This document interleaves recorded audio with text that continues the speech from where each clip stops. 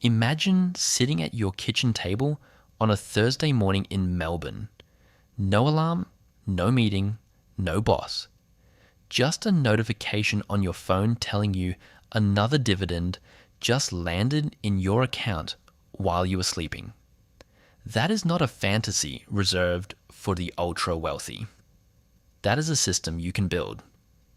And today I'm going to show you exactly how much you need invested to live off dividends in Australia for the rest of your life. Now, before we get into the numbers, there's something most people completely miss when they hear dividend investing, and it's the single biggest reason Australia is one of the best places on the planet to run this strategy. It's called franking credits. When an Australian company pays you a dividend, they've already paid 30% corporate tax on those profits. The government then hands that tax back to you as a credit. So a dividend yield that looks like 4% on paper is actually closer to 5.5 or even 6% once you gross it up. That's real extra money landing in your pocket just for being an Australian investor. The United States doesn't do this. The UK doesn't do this. Most of Europe doesn't do this. We do, and that single structural advantage changes everything when you're doing the math on financial freedom. So let's talk about what financial freedom actually costs in Australia. The Association of Superannuation Funds of Australia publishes the most respected research on this. Right now, a single person needs around $54,000 a year to live comfortably. That's private health cover, running a car, eating out occasionally, and taking a domestic holiday without watching every dollar. A couple needs around $77,000. If you want something more modest, rent paid, bills covered, no stress, you're looking at $35,000 for a single person and around $51,000 for a couple. And if you want the full version, overseas trips, regular dining out, upgrading the car every few years, you're realistically targeting $100,000 a year or more. Pick your number. That's your target. Now let's work backwards. The average dividend yield across the ASX 200 right now sits at around 4%. Gross it up with franking credits and you're at roughly 5.5%. If you deliberately build your portfolio around higher yielding names, the major banks, infrastructure stocks, REITs, you can push that grossed up yield closer to 6.5 to 7%. For this calculation, we're going to use 5.5% as our realistic middle ground. That's a diversified, sustainable portfolio, not chasing yield, not taking unnecessary risk. Here's the math. If you want $50,000 a year in dividend income, you need around $910,000 invested. If your target is $75,000 a year, you need roughly $1.36 million. For $100,000 a year, you're looking at $1.82 million. And if you want $150,000 a year, the genuinely comfortable, no compromises version, you need around $2.7 million. Those are your numbers. Write them down. Now here's where it gets interesting. A lot of people see $1.36 million and think that's impossible. It isn't. The question isn't whether you can get there, it's how long it takes at your current trajectory.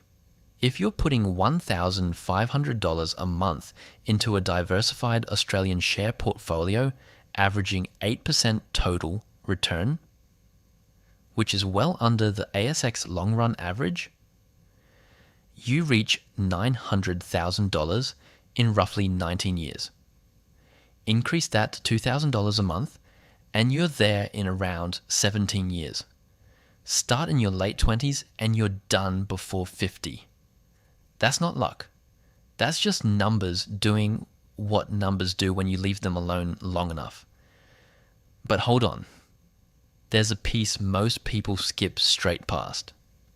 Tax.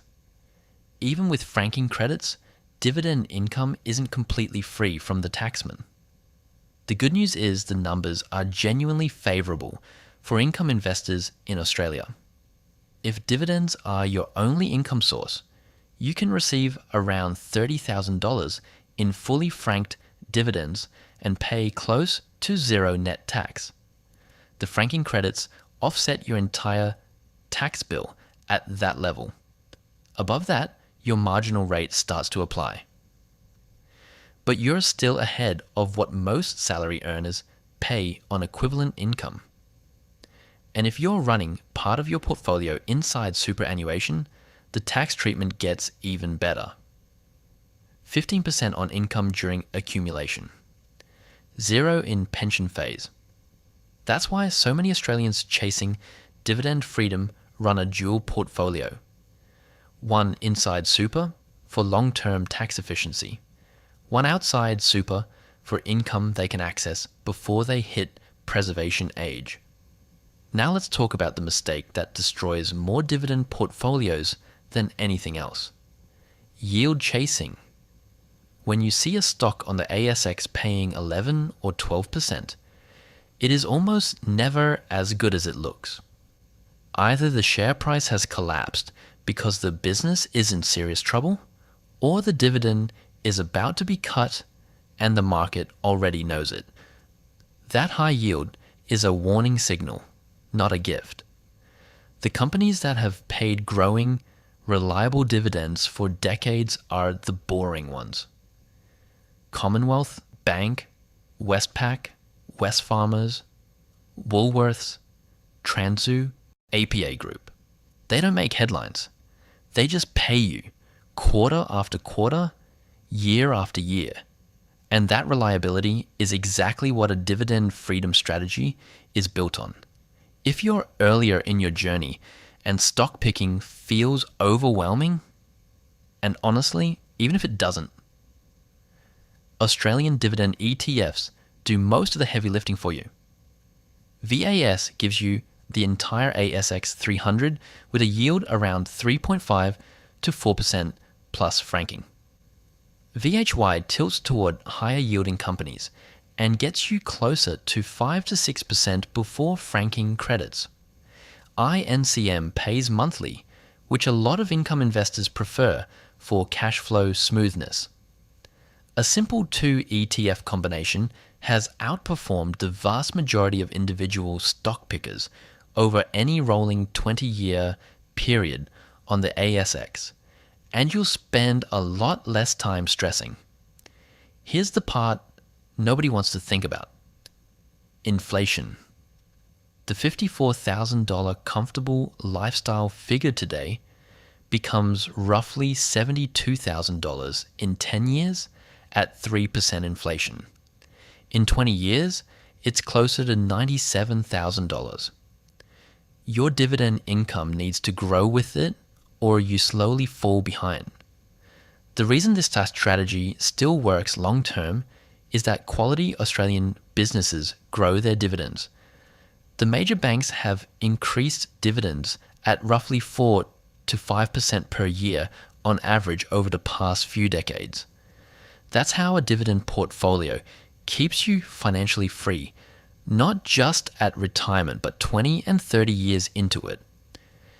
And the final piece, the one that makes all of this compound faster than most people expect, is the dividend reinvestment plan.